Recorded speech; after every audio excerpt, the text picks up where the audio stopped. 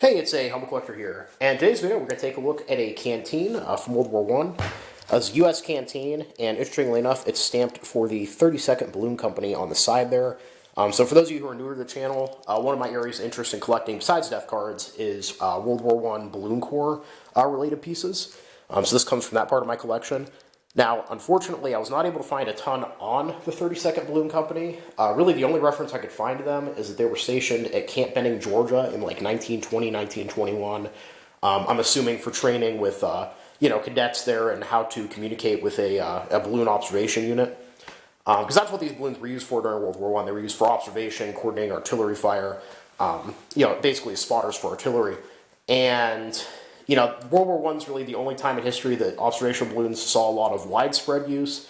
They were used sporadically prior to that, and they were used somewhat in World War II. Like the Germans had a couple balloon observation units. The Soviets used them fairly extensively, at least in the early parts of the war. But they slowly kind of fell out of favor and really haven't been a thing since then. So unfortunately, not a whole lot to talk about with the balloon company itself.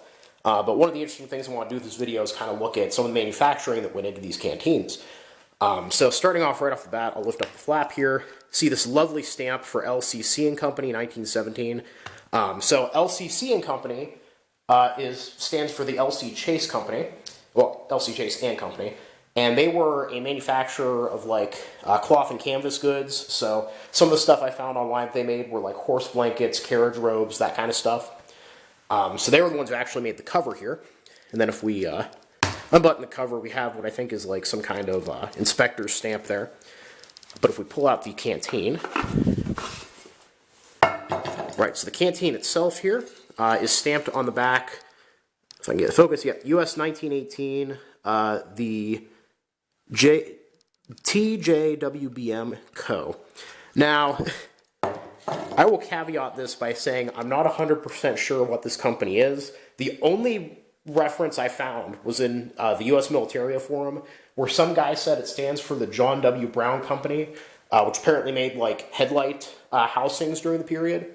So, admittedly, one guy on a forum is not a great source, but in my experience, the random forum people know far more than the rest of the internet. So I'm willing to take that explanation as to who this company is.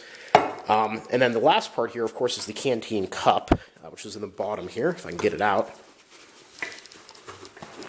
There's probably a trick to this, but I don't know it. It fits pretty snug in here. And we almost got it. There we go. But yes, this is the canteen cup. It's got this neat little handle here that you can fold out and then lock into place like so. There you go. You got a nice little cup there.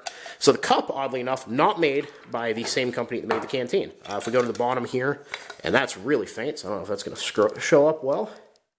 Yeah, you can kind of see that. So that is the LF&C company, 1918. But yeah, LF&C here stands for the Landers, Frary, and Clark Company.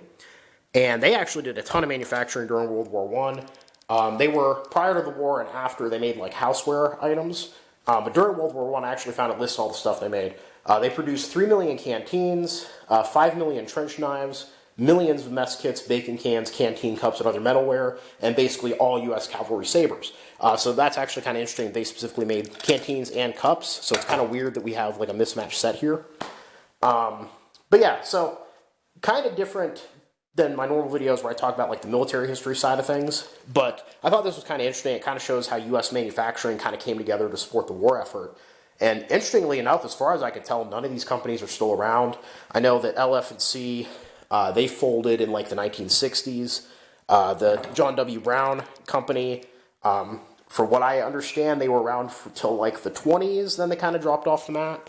And I'm not really sure when LCC folded.